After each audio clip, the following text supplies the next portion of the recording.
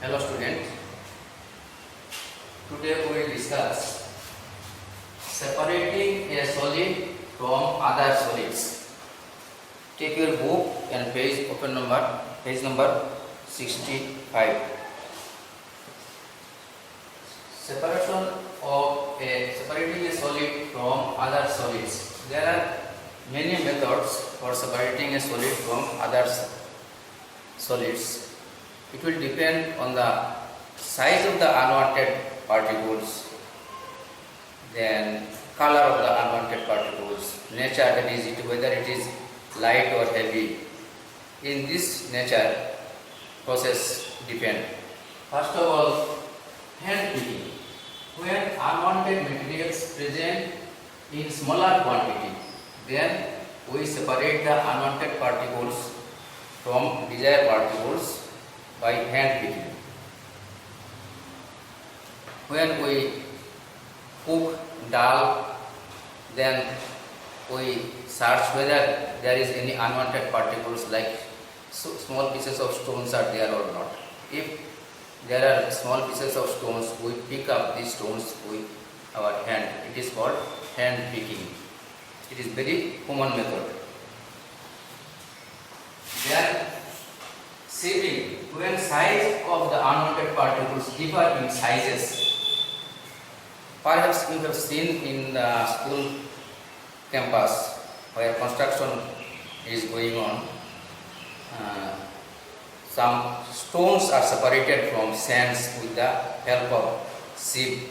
It is called sieving.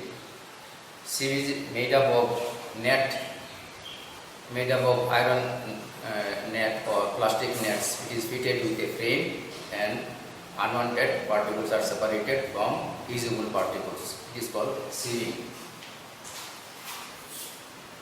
Then when unwanted particles are very light, in case of we separate grain from husk and hay.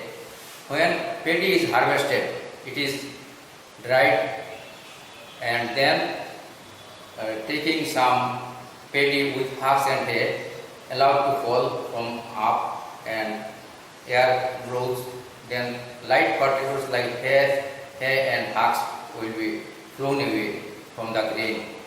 This is called winnowing.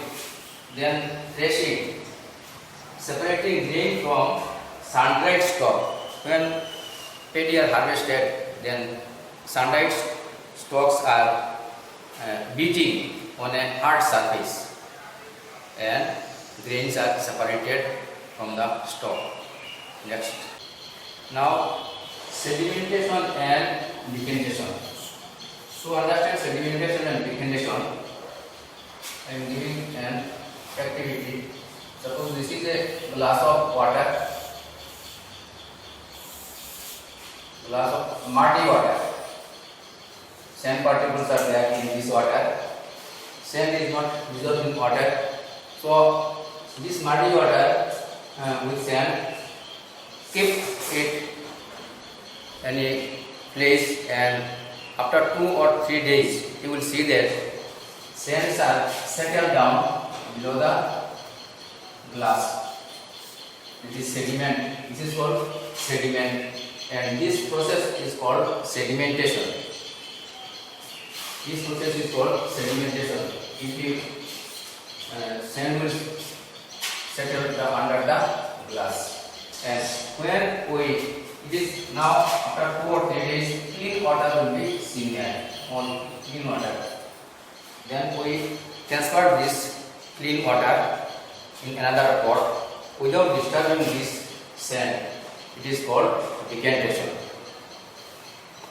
Then we will discuss solute, solvent and solution.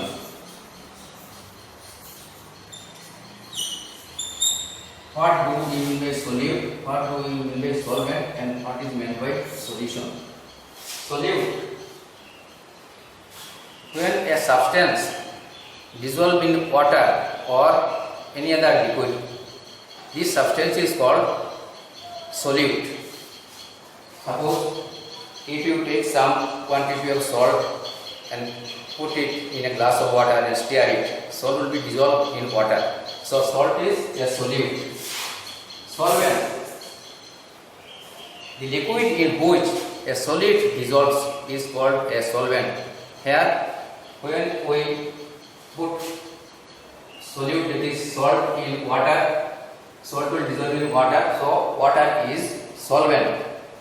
And solution, solute plus solvent makes a solution. Now, why is water called universal solvent?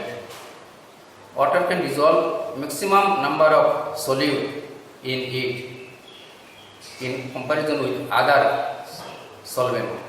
That is why water is called universal solvent. So read this chapter carefully and I will give you notes in the next day. Thank you. That much today.